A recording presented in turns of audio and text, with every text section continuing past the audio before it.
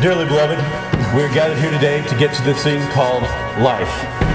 Electric word life, it means forever, and that's a mighty long time. But I'm here to tell you, there's something else. GeekStorm!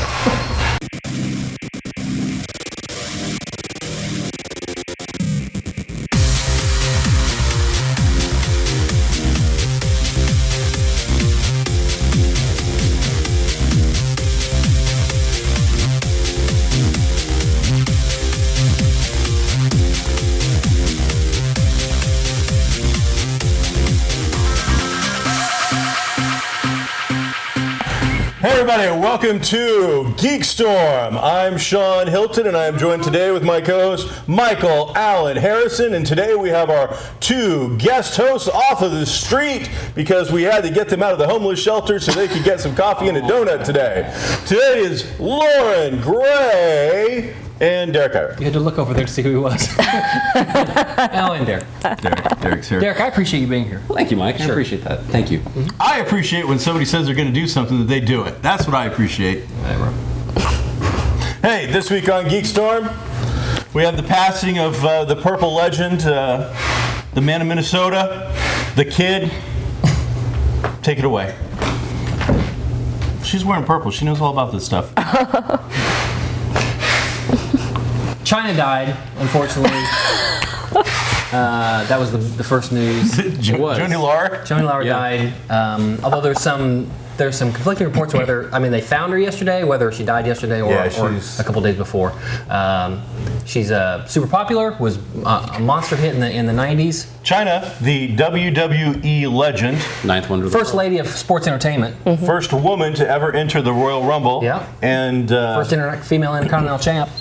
she's passed away. Real name, Joni Laurer. Mm-hmm. Had unfortunately fallen from the graces of the WWE after Triple H dumped her and kicked her to the street and married Vince McMahon's daughter. He married her. Take him. She had come and she'd been doing a lot of conventions, appearances. She had gone on to do reality TV show stuff. She has There was something before that. 35 acting credits. And then had gone into porn as well, where she had been 5 acting kind of a name. And unfortunately, I can name them. Whatever. passed away. I think she played She-Hulk in one of them. That's the only Two one of I them. could tell you. Avengers and She-Hulk. That's the only one I would know is that she played She-Hulk, and they just painted her green or something. And so She had full on. They do those parodies. The ones that Wicked does anyway are like full on costume wise. Full on great. I mean, we're talking about the porn stuff. You're going full on a lot. Full on. It's a little weird, but okay. It's family. They do it right. They got money to spend. They do it right. So, I tell you what, I did see somebody. She had posted like a YouTube or Instagram thing, a fairly long, like 13-minute thing on Sunday or Monday. And in it, it's just her in the morning, going through the morning. She looked horrible. Did she? Yeah. She did not look. It was obviously her controlling it all. I don't think anybody was filming it, but she physically looked bad. Yeah. The stuff she was talking about and saying was semi-coherent at best.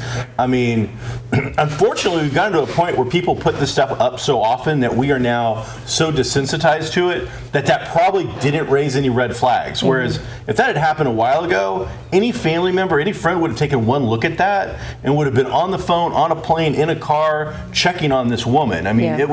It was rough to watch. Well, at that point in your life too, you may have burned some bridges, and then people are like, well, yeah, she looks bad, but I've already talked to her. I talked to her last year. I talked to her the year before. She shouldn't be doing this, and this, so whatever. She keeps repeating the same, but we don't bad stuff. It's too bad. Either way, it's too bad. So she was a lot of fun to watch in the WWE. Sure. I'm sure other people probably watched her from those other things that you've discussed, but I enjoyed her with the whole Degeneration X run that she did, and I thought she was a lot of fun in the WWE. So she'll be missed. And unfortunately, she was signed up to do the Motor City Comic Con just like in a month or so. So not that matters, but just it's one of those things where she was obviously planning events further out. And So now back to some more serious stuff. The other big death was Guy Hamilton. He had directed 4 Bond movies. Not just 4 though, like 4 big ones. Yeah, like 4 of the early great ones, Goldfinger being one of them. 93 years old though, so he lived a life. You know, he did pretty well. He died on an island somewhere. Okay, all right. So sad, but he's semi-famous, so that is sad. I mean, you know, without those 4 movies, does that franchise? Sure, you're absolutely right. 4 really, you're absolutely right. You know, big movies. Yeah. So, but 93, you know what? He got to live out that life. He got to be the Bond guy, and he did other stuff too. He like did Guns of Navarone. Guns of Navarone. Yeah. 93 is a good life. Oh yeah, I'd take 93. If you tell me right now, you'll never hit 93. Oh no, I'm not gonna hit 53. Who am I kidding? But yeah, if you tell me right now, you take 93 or play the long odds. Sure. I'm taking 93. I'm out. Good. That'd be awesome. So you guys haven't said much. What else? What else is going on? Anything? No, I was really hurt by the news of Prince's passing. It was, So you don't want to joke about that?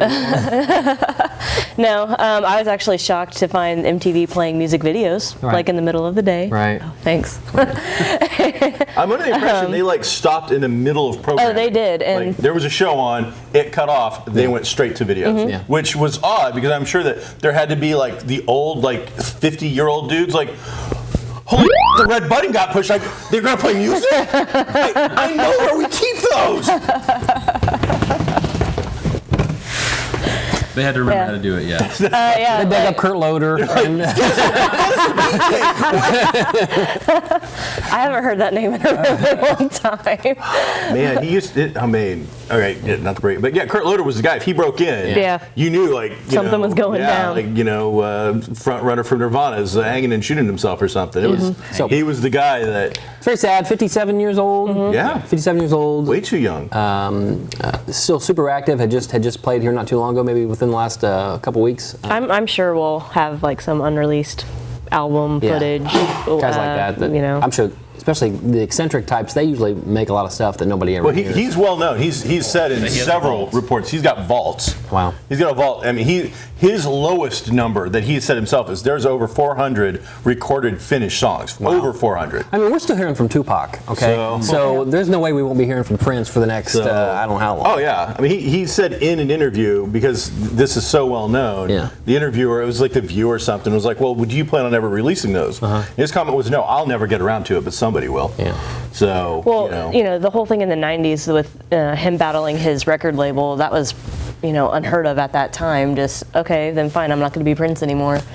Peace out. You can't sell any of my music with this. So he broke ground in that aspect. He broke ground, just spanning different genres of music. He did R&B, he did rock, he did rap, he did the bat dance, he did, If you look at his Super Bowl performance a few years ago, that's the best in my opinion. And he didn't even do a lot of his stuff. I think he opened and closed with his, but the stuff in between was some Foo Fighters and something else I can't remember. And so he was just playing music that was good music. And I loved seeing all the tribute videos that popped up. All the artists that had a concert last night played either Purple Rain or some other type.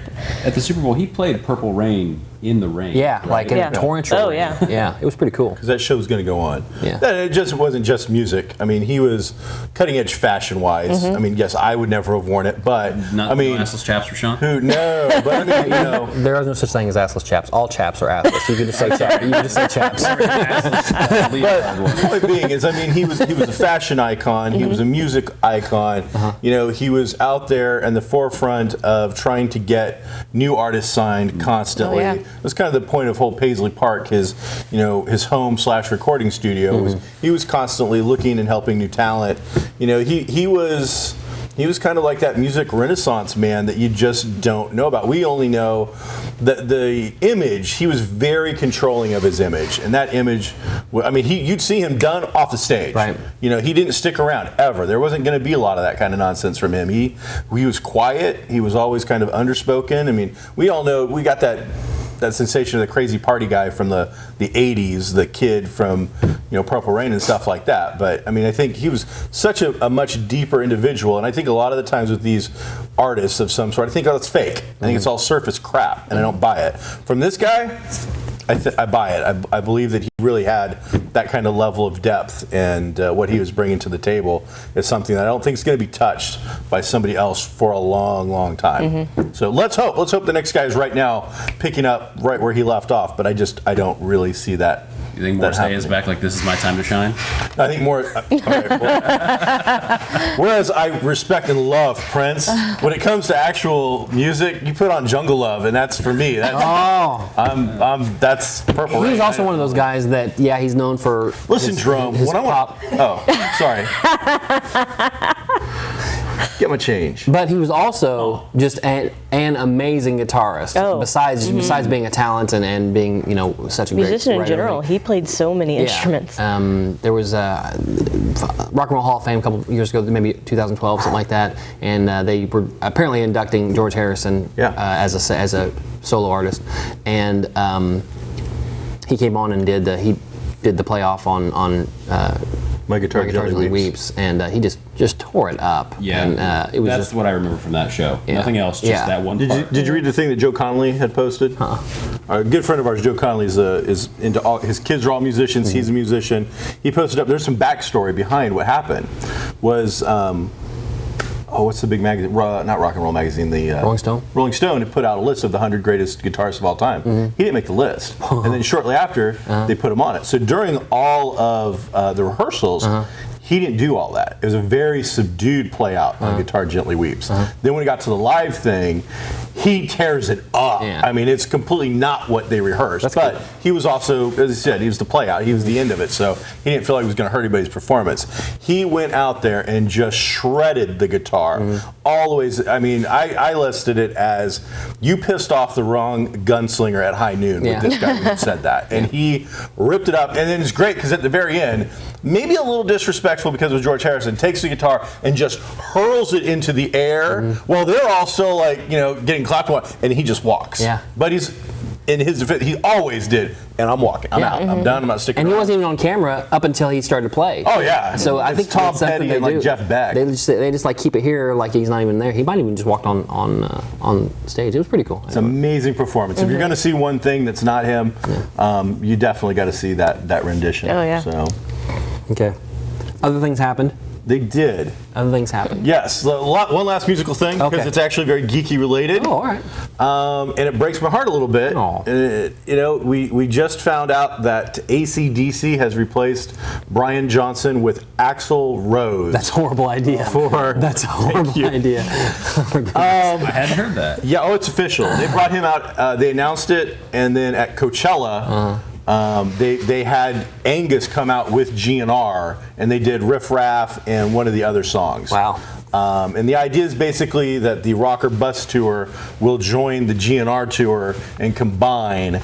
And Axl, who I don't believe for a second he'll complete the GNR Tour, will now play double a night. He's going to do 2 full shows a night, with GNR being just a hard rocking band. That music is going to be rough on his throat. AC/DC on top of it? Yeah. I don't know. Now what kills me is I love Brian Johnson, but Brian Johnson replaced Bon Scott, the original AC/DC lead singer who choked on his own vomit in the back of a car, the way a rock star ought to die. But so we can see that musicians get replaced, but this guy had been with them for since the late 70s, early 80s, and he's not dead. His hearing is going, and he can't play these live venues like they should. And there hasn't been that outgoing show of love and support for your front man who's got you through all this time. I understand that you want the show to go on, and quite frankly, they want to get paid. Well, of course. And that's fine. But this should now be like the Brian Johnson, farewell tour with him. We understand he can't go out there and perform all of it. We'll put giant cans on his head and let him get through one song each night, and the fans will get out there and be able to throw, guitar picks and panties and whatever else at him, and just let him know. Send him off. Oh, yeah, I've been taking some DC concerts, trust me. Still, though, it's been a few years since you went to that concert. Oh, yeah, bro. He threw him. Yeah. How do you think he got it?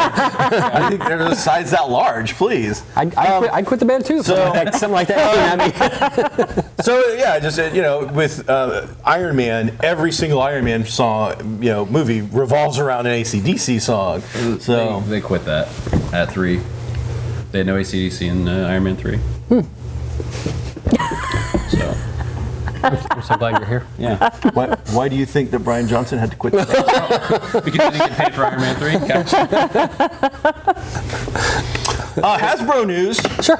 Got some big stuff going on with the Hasbro Interconnected. What are the Hasbro's decided to, we've got these properties, Marvel Cinematic Universe, DC Cinematic Universe, we make the Hasbro Cinematic Universe. G.I. Joe. What are we talking about? Hasbro. No, that's not a thing. No, Transformers. Hasbro.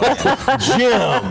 Hasbro. Jim is in there? I think so. I wouldn't use Jim as your argument. Isn't she in there? I don't know, but Well, I mean, I just wouldn't use Jim as your argument, period. Hungry, hungry hippo. Sure.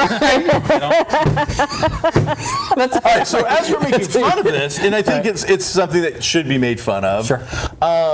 They just announced the author, the script writers, though, and this wasn't like throwaway crap writer. This was, and I'm going to say a name you probably didn't know, but Michael Chabon was on this list. This guy is considered one of the greatest living American authors right now, and I've read a great deal of his stuff. Me and Ed are prolific readers, and we own almost everything this guy's ever done. I think these guys, number one, they have money to spend because a lot of movies would love their toy money. This is toy money. That's all. That's what they do. So, but a lot of these movies in that universe are so huge overseas. They may do okay here, and they'll make their money back and all that, but they're monsters, especially in Asia. So anytime they can combine all their stuff together, or if they build a universe like they should, that'd be. I'll buy a ticket. I mean, I could care less about Transformers in any way whatsoever, but it'll be fun.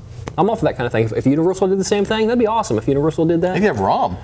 ROM and Micronauts. Do they? I think it was ROM, Micronauts, G.I. Joe, Transformers. That's cool. Crossing over. Brian K. Vaughan, famous for Saga. Sure. Why the Last Man from Vertigo. Again, I mean, this wasn't like we were reading, trauma type names or Full Moon Video from the 80s or 90s. Right. Leftover, I think a front runner from Fringe is involved. I mean, it was just name after name.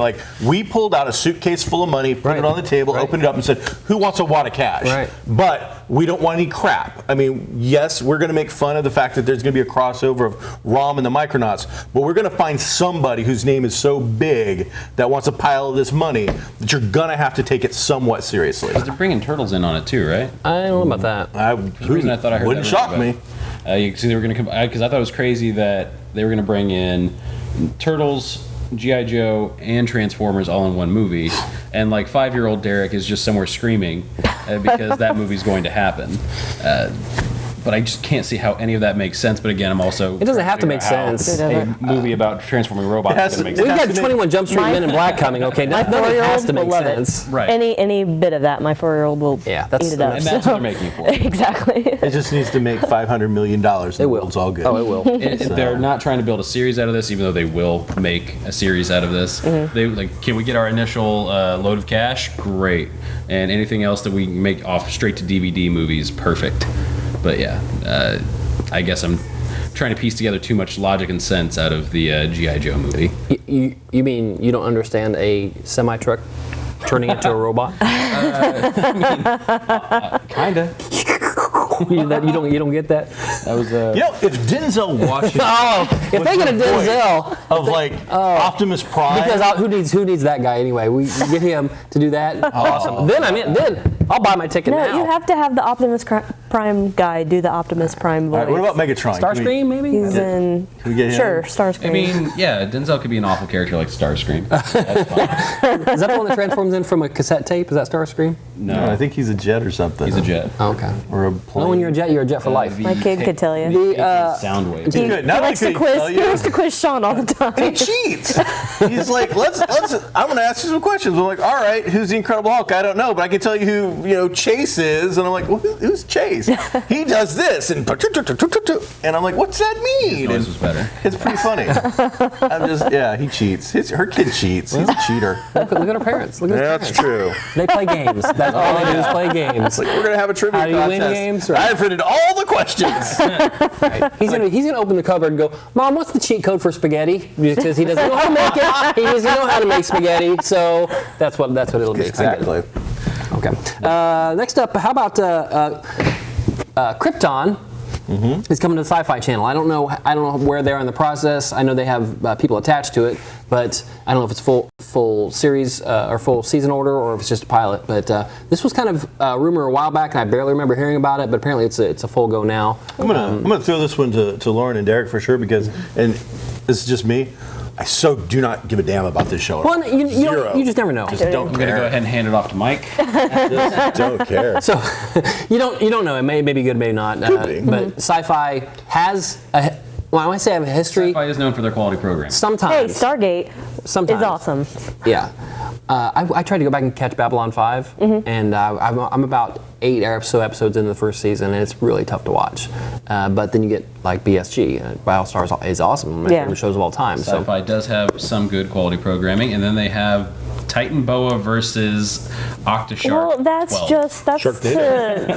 Sharknado. Yeah, that's their Is that a cash niche grab? I don't now. know, is it? Like Okay.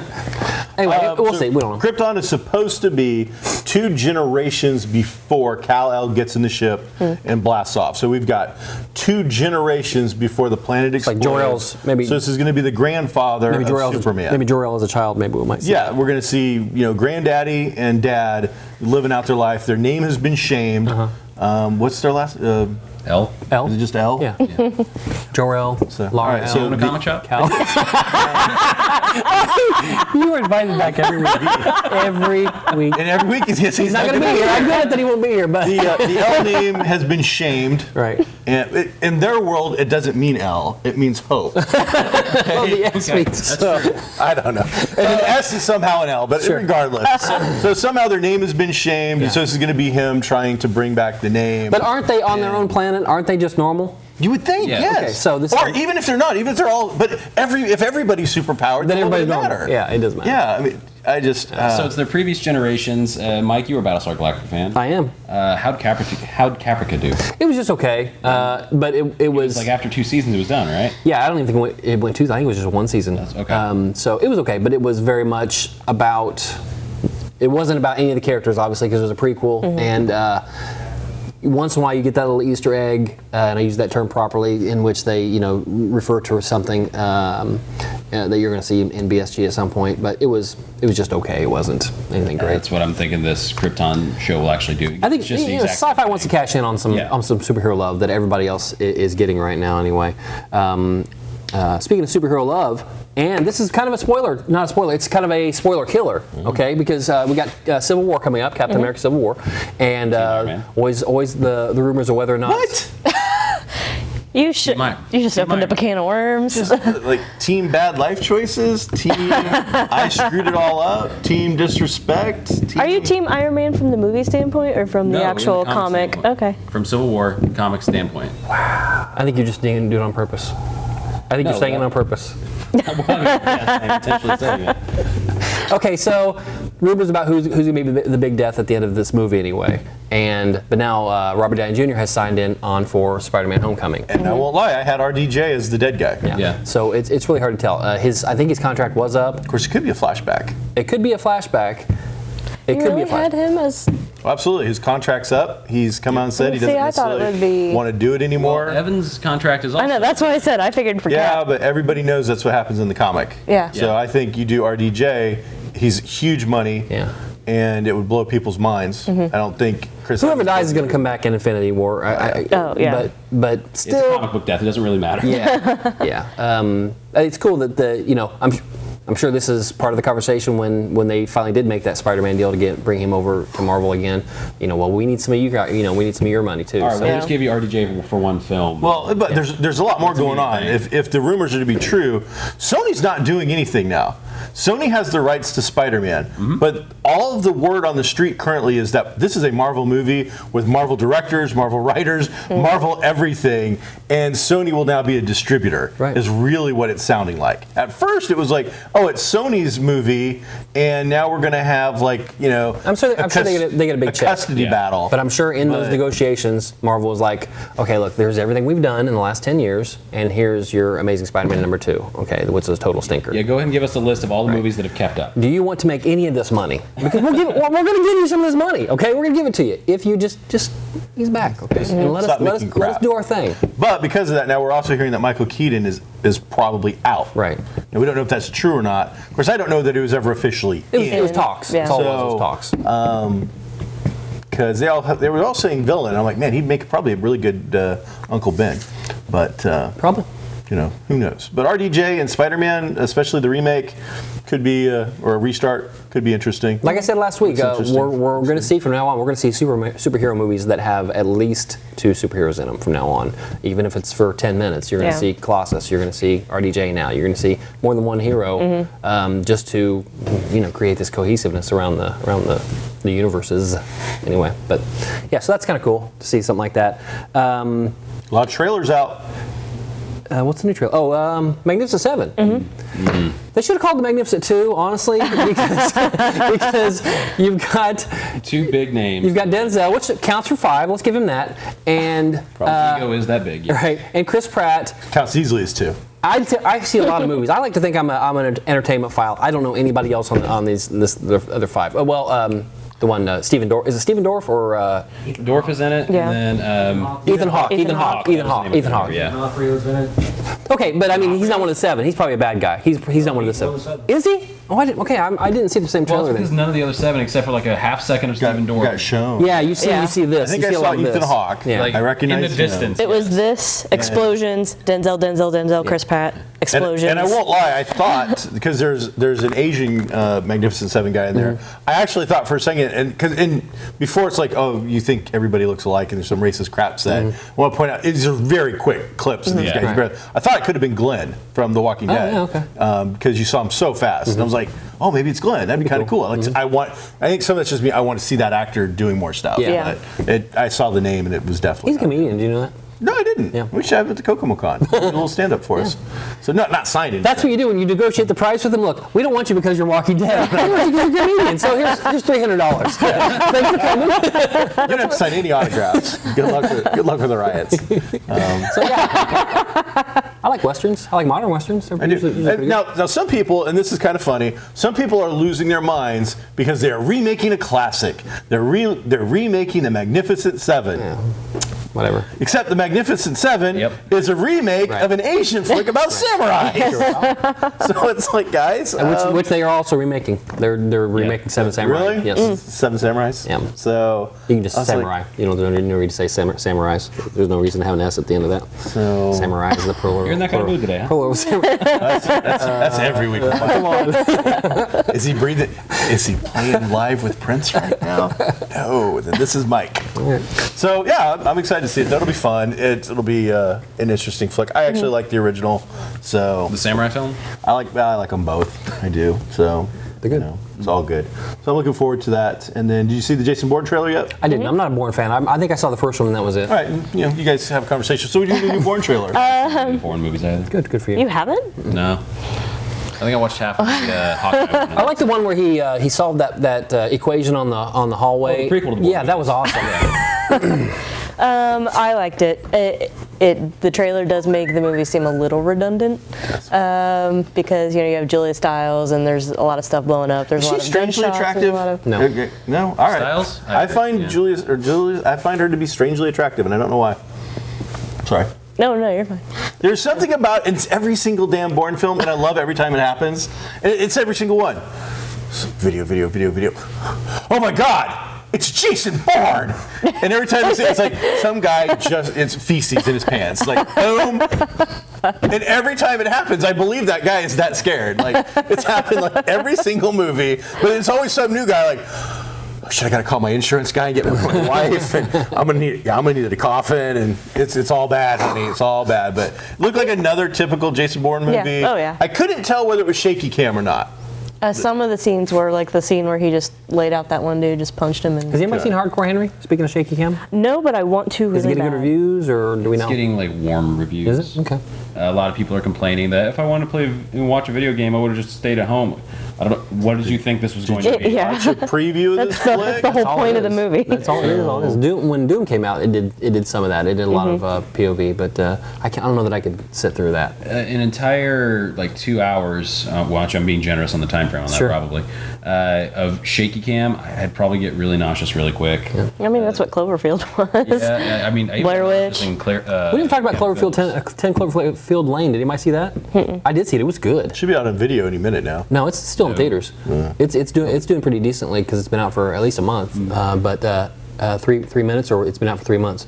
Both. Okay, and it's good. It is a little thriller, and then you throw in the alien aspect. It's pretty good. Well, it's got John Goodman. John Goodman's awesome. So he's one of those guys that you can get me to see just about anything. Yeah, I recommend that. Yeah. Go see that. I'll go check that out. 2 interesting things to check out on Netflix. We talked previously about this. If you're going to use your Netflix and you're going to watch a documentary, I highly recommend Chuck Norris versus Communism. The title sounds silly, but it's a really interesting look into history and how the black market can affect an entire country and how things work in these 80s and 90s countries that were being blocked, and dictatorships and things like that, kind of in Middle Eastern Europe kind of deal. And what was the other one? There was another one I just saw. You like that race one, the running Oh race. yeah, that was good too. But no, there was. See, I blew it. I can't believe I can't remember because I'm on meds. But the Chuck Norris one was really good. The Allen Iverson one was really not good. And we'll just stick with that for now. I'll come back to the next one next week. Okay. So documentary-wise, Chuck Norris versus Communism on Netflix. Check it out. Well, anybody else got any Netflix, Hulu, any original programming coming out? House of Cards, did that just start, or did that just? That's been a while. That 11/22/63 ended, and that was really good. It was a decent adaptation of the Stephen King novel. It wasn't spot on because King's like that long, but sure. It was pretty good. And they're talking about a second season actually. So it'd be kind of neat to see. Was there no closure? Yeah, there was closure. There was closure of that story. They finished that story. Yeah, and they finished it. So how would they do a second season without ruining this for me? Maybe. Oh yes, the thing I heard was that today people find out about this spot where they can go back and they want to take advantage of it, like the government wants to take advantage of it.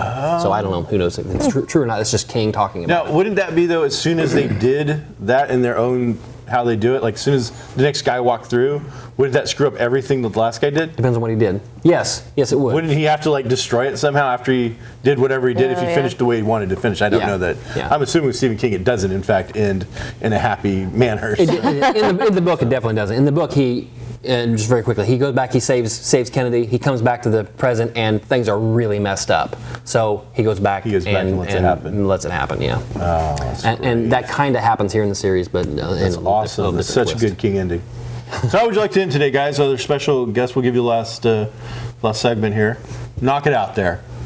Game of Thrones. Sunday, tomorrow. I'm excited about that. Yeah, that'd be fun. Yeah.